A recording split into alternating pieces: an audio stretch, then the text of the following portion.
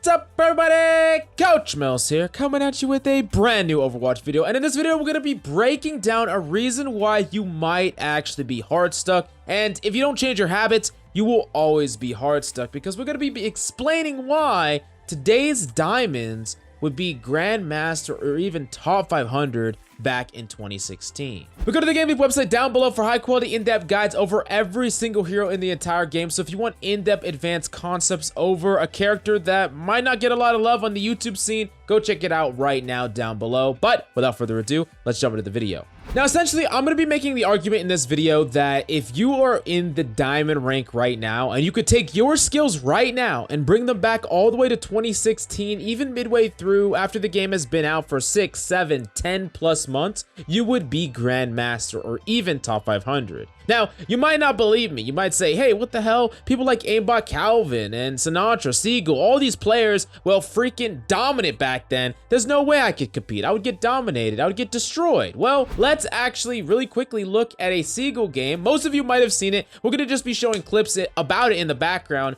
about a Genji Siegel game where freaking Siegel, won on Anubis in 1 minute, 17 seconds. It's pretty notorious. Most people have seen it. Now, if you have seen that, you will just quickly realize some of the fundamental things that an average Genji, even a plat Genji cadet today, would do that Siegel just didn't. He didn't reflect when he started his blade to dodge the hook, and he actually does get hooked, and he didn't cancel that with the dash. He went incredibly slow. He was almost like blading in what looks like slow motion. Now, back then, he was a freaking god for this game and a god for this play, and he's playing with the best around his MMR, and he had like the highest MMR at the time. So he was freaking dominating even the best players in the game in this time period. I mean, Koreans looked up to Siegel. Everyone looked up to Siegel because that's how good he was. Now, that being said, I know for a fact that 99% of Genjis that even play the game above gold could blade better than this now, and it actually is true across many different characters,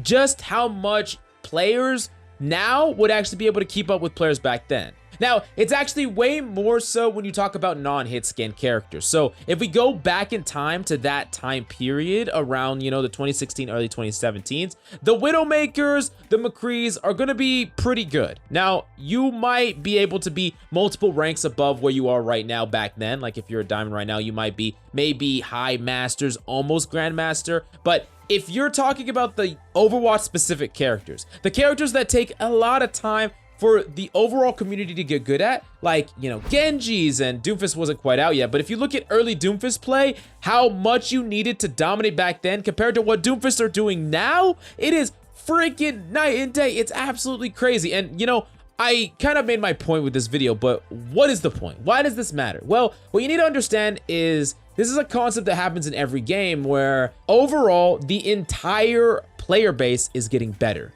Always improving. Now, it might be a little bit hard to see in Overwatch sometimes, but imagine like Fortnite. You remember what it was like, I know most of you don't play Fortnite, but all of us at least watched it at one point, at least a little bit. But like in the first like 3 seasons or 4 seasons of Fortnite, everyone just freaking didn't know how to do anything. No one built, no one did nothing. And now people are building like fucking Eiffel Towers, editing through their walls, building another Eiffel Tower. Like it's fucking crazy. The skill ceiling is insane. If you tried to go play now, you would just get shit on. And if you had the skills of a top level player in Fortnite now and went back in time when the game first came out, you would instantly be the biggest streamer, the best player, because you'd just be so much better than everyone around you. And so it's a concept that happens, especially when a game has very unique mechanics. It's a concept that just completely gets absurd. And you kind of really realize this where even in pro play, let's talk about Winston, how a lot of times in the highest level of play, people, they play dive, right? Back in the old days, and,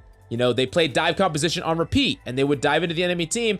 But then Miro comes out of nowhere with Winston, even when the enemy team wasn't playing dive, and he just does crazy things with Winston. He dives in, he becomes an absolute menace. There's a clip on Ilios where he just freaking destroys. And I'm going to be doing a series where I actually go back and look at really big highlight moments throughout Overwatch's career, analyze them, give you tips and tricks about them, and talk about why it's good or bad in like the today game. If you're interested in something like that, smash the like and subscribe and let me know in the comments down below. But basically, he revolutionized how people saw Winston. But now everyone plays Winston that way. And that has happened multiple times throughout the course of the entire game. So going back to the original thing that I wanted to talk about is you might be hard stuck because you are not improving faster than the rate that everyone is slowly improving. If every single person is getting better, right?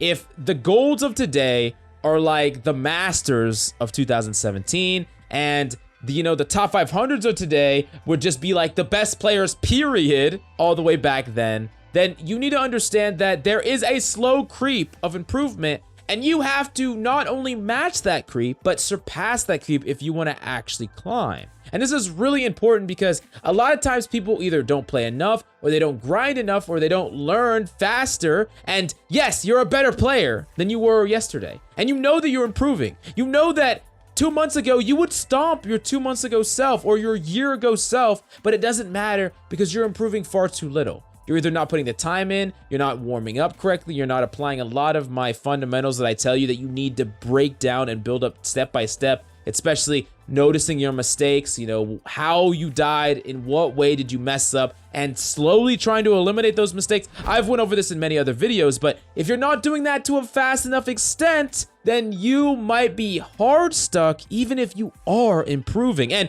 the rate of this is actually in some ways reducing because some big concepts everyone knows, right? With Genji, with Tracer, with Winston, everyone knows those concepts. But in another way, the player base is getting more hardcore. As less and less people are in the game, more and more people are leaving the game. The people that are still playing competitive are people that have been playing the game for a long time, and the actual flow of them improving is going to be a little bit higher than just completely random people. Now, I really wanted to just break down this topic in this video because sometimes players, they know that they're improving, right? You know you're improving, but you just can't climb, and it's incredibly frustrating. So I think it's really important for you to think about this concept, think about how it applies to other games, that I talked about, and think about what you need to do to surpass that flow, because it's only going to get harder and harder, especially when Overwatch 2 comes out. This has already started. We don't get to go back to 2016 where no one knew how to goddamn Dragon Blade.